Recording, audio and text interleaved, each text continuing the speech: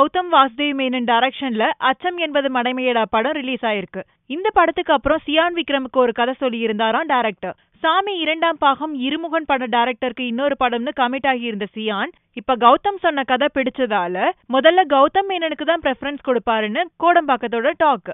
வீரம் வேதாளம் படங்களுக்கு அப்புறம் அஜித் குமாரும் டைரக்டர் சிவாவும் மீண்டும் இணைஞ்சிருக்கிற படத்தை சத்யஜோதி பிலிம்ஸ் நிறுவனம் தயாரிச்சுட்டு வராங்க. இன்னும் இந்த படத்துக்கு பேரே வைக்கல. இந்த படத்தோட வேலையெல்லாம் AK-57 பேர்ல தான் நடந்துட்டு வருது. ரொம்ப ஃபாஸ்டா நடந்துட்டு வர இந்த படத்தோட ஷூட்டிங்ல இப்ப கொஞ்சம் பேட்ச் ஒர்க் தான் மிச்சம் இருக்கான். சோ தல ஃபேன்ஸ் எல்லாம் சீக்கிரம் இந்த படத்தோட டீசர் வெளிவந்துரும்னு எதிர்பார்த்துட்டு இருக்காங்க.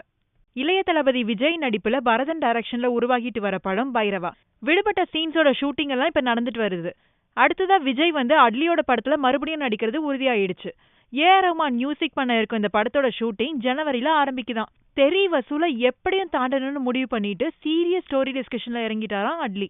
தமிழ் சினிமால அஜித் அண்ட் நயன்தாரா அவங்க நடிக்கிற படத்தோட பிரஸ் மீட்ஸ்க்கு வரதே இல்லைன்னு ஸ்ட்ராங்கான டெசிஷன்ல இருக்கிறது எல்லாருக்கும் தெரியும்.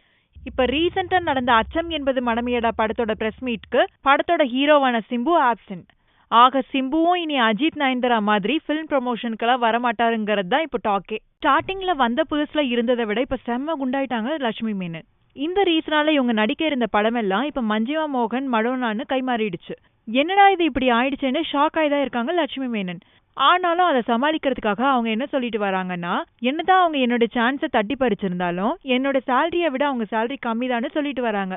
வில்லன், போலீஸ், காமெடியன், குணச்சித்திரம்னு பலதரப்பட்ட ரோல்ல நடிச்சிட்டு வர ஜான் விஜய் கபாலி படத்துல ரஜினியோட நடிச்சதுக்கு அப்புறம் அவர் கொஞ்சம் பிரபலமாயிட்டாருன்னு தான் சொல்லணும். சந்தர்ப்பத்தை சரியா புரிஞ்சுக்கிட்ட அவரோட சம்பளத்தையும் கணிசமா உயர்த்திக்கிட்டாரு. பிழைக்க தெரிஞ்ச பிள்ளைன்னு சொல்லுது கோலிவுட்.